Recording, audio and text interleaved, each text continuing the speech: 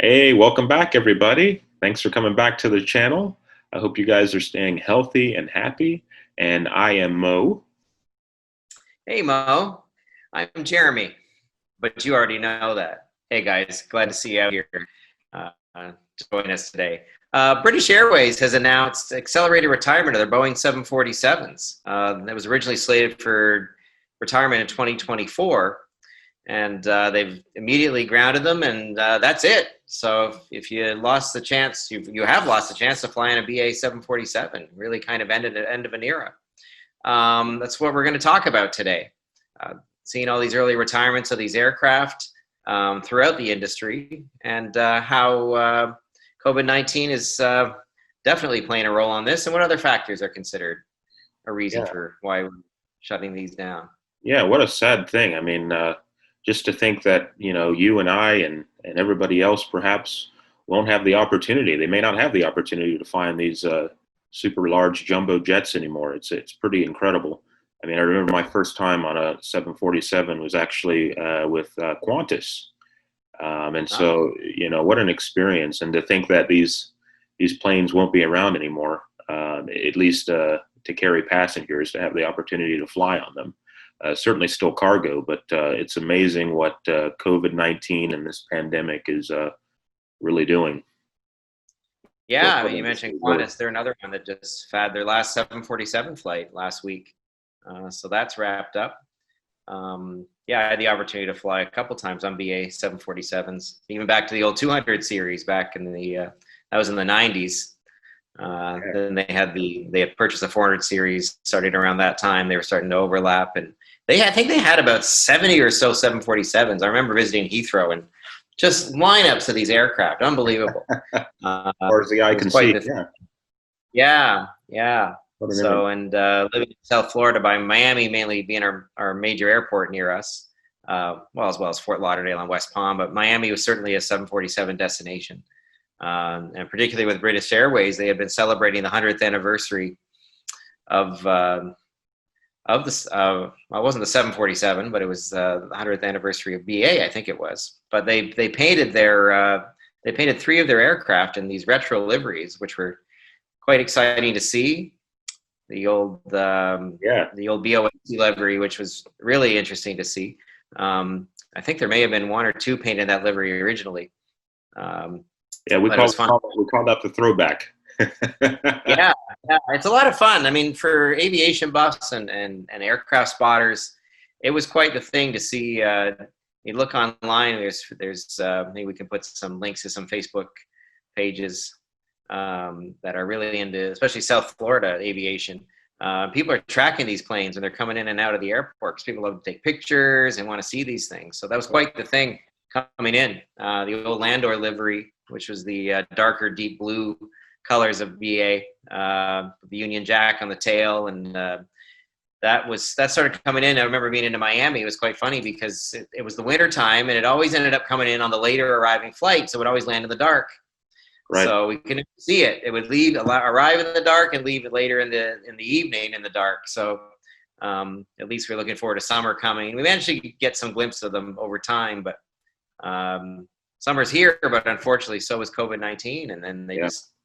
this has obviously been suspended. Yeah, so we've known for a while that these larger aircraft are going to be phased out eventually, and it seems like we're seeing, like you mentioned, an acceleration in phasing out aircraft such as the 747 and the A380. So if you could talk to why you believe, or what the factual data is on why these airlines are accelerating the retirement of these aircraft.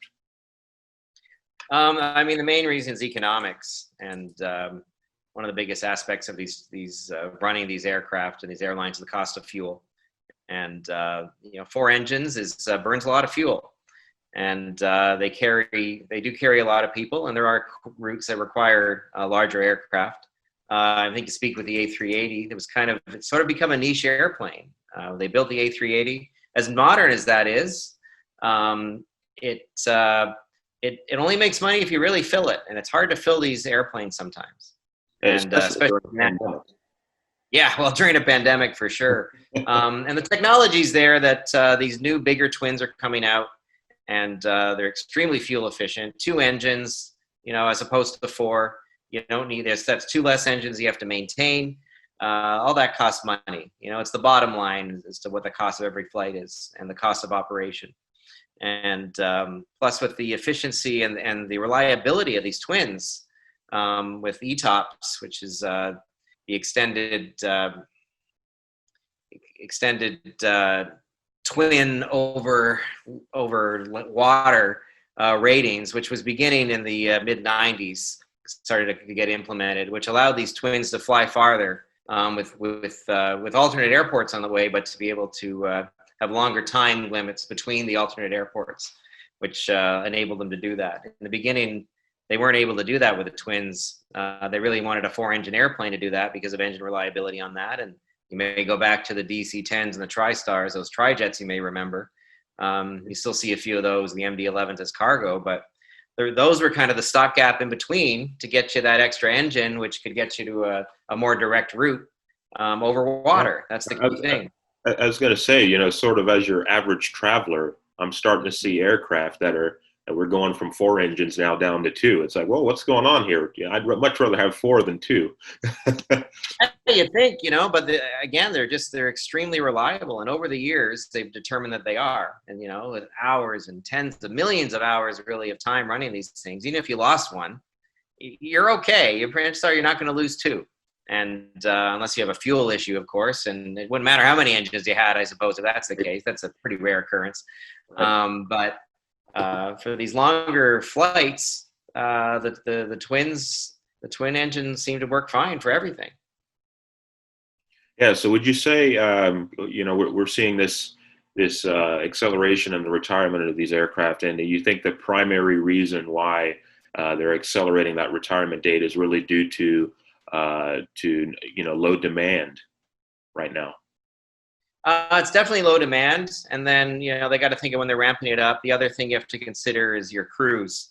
The pilots that fly these things, they are all they're set up on the airplane that they fly. Any professional pilot in an airline, they don't fly They may have flown different types, but at the time that they're actually current, they're always current on one type of airplane. So you've got to consider, okay, well, we're grounding these aircraft. What do we do with all these pilots? This plane has 4 engines. It's an entirely different kind of flying altogether. It's an entirely different kind of flying. And unfortunately, they're furloughing a lot of people. Some people are being let go just because the demand isn't there.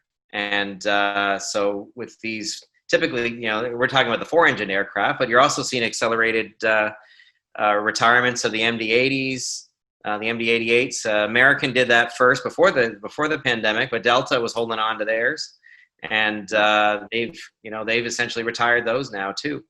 And again, those were older, kind of gas guzzlers, I suppose, but a very good airplane by all accounts, and served what it needed to do. But now you're getting the newer the A220s. You're getting once the MAX starts flying again, we'll get the new 737s. Right. And they'll be far more efficient. And it's money is what keeps these things in the air. And, they want to spend as little as they can on the cost of operation, not safety. Safety is a whole other thing, but the cost of operation is what it is. And, right. And as we all know, money talks, right? Yeah. And, so we actually have a list of aircraft that are going to be retiring, or have it's been announced that the airlines are retiring them. So we'll go down the list really quick. We have Air France is retiring the A380, 747 retirement. We're looking at British Airways, Virgin Atlantic, Qantas, as well as KLM.